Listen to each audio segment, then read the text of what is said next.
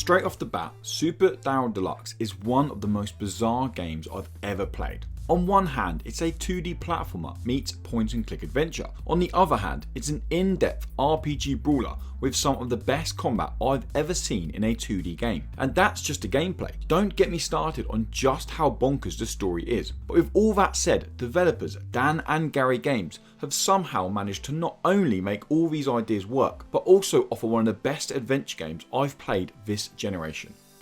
Let's start off with the basics. You play as Daryl, the newest member of Winter Falls High School. Being the new kid on the block, friends aren't easy to come by, so teaming up with two goons to start a contraband textbook business seems perfectly normal at first, but what start out as regular business tasks soon turn into time travelling and multi-dimensional quests to, well, find even more textbooks. Obviously, the textbook hunting isn't the main narrative of the game, but it is a key element to your progression. The main narrative falls somewhere between Napoleon Dynamite, Bill and Ted, and Stranger Things. Now, if you're wondering what on earth that means, then just imagine travelling through time in a history lesson to help a Mongolian Trojan horse infiltrate a Roman fortress, or passing 666 musical trials to help Beethoven get his theatre back. Both of these are actual quests in the game and should provide some context onto just how out there these quests can get. On paper, these seeming fetch quests or puzzle quests should be quite boring, but due to the personality that Super Daryl Deluxe injects into them,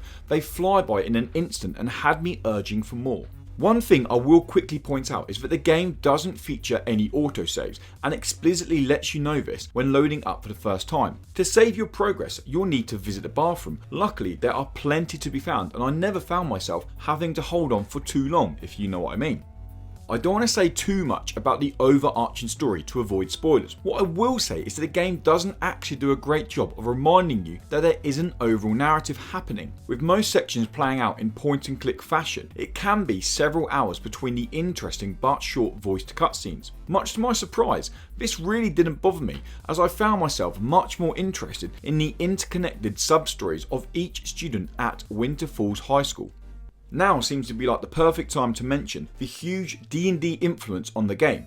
Oh yes, dwarves and druids is one of the students' favourite pastimes at Winter Falls High School, so naturally having a character level and social level in the game is perfectly normal. Although I do like the D&D references in the game, it does make for a pretty lengthy tutorial. You'll spend around 2 hours completing pretty simple tasks, all to learn about different items that you can find and experience points that you can earn. To go one step further, Daryl is provided with a character sheet which can be used to equip different weapons, clothes and accessories that you'll find while on your trans-dimensional quests. Although equipping these items will change Daryl's appearance on his character sheet, his actual appearance in the game doesn't change. He's always rocking that slick tash and daddy cool hairband.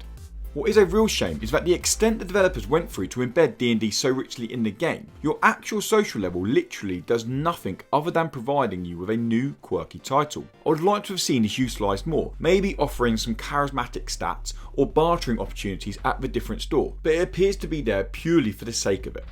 So what about those all-important textbooks? Leveling up will not only make you more powerful but also grant you access to new combat abilities. But to buy these abilities, you will need to spend textbooks. Alternatively, if you have the perfect set of abilities, then you can break down your textbooks into skill points which can be used to level up your abilities, literally making Daryl a demigod.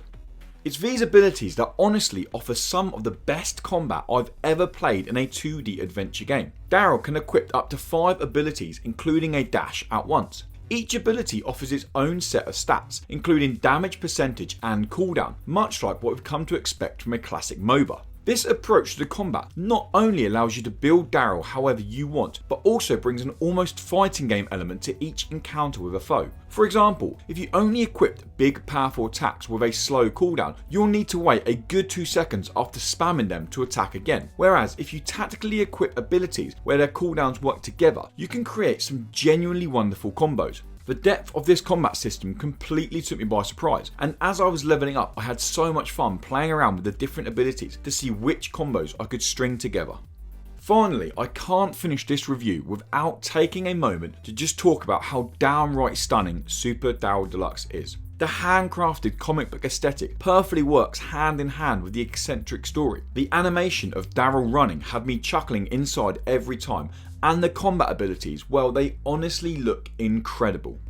Super Daryl Deluxe isn't a game for everyone. Some lengthy dialogue sections and neglectful nature of its story will turn some people away. But if you're looking for a meaty adventure game with thoughtful point and click puzzles, a stunning visual design, hilarious sub-stories and an intuitive combat system, then Super Daryl Deluxe is simply a must play. To see more on Super Daryl Deluxe, then why not check out the first 16 minutes available now? And to keep up to date with more indie game news and reviews, make sure you subscribe and check out indie-credible.com.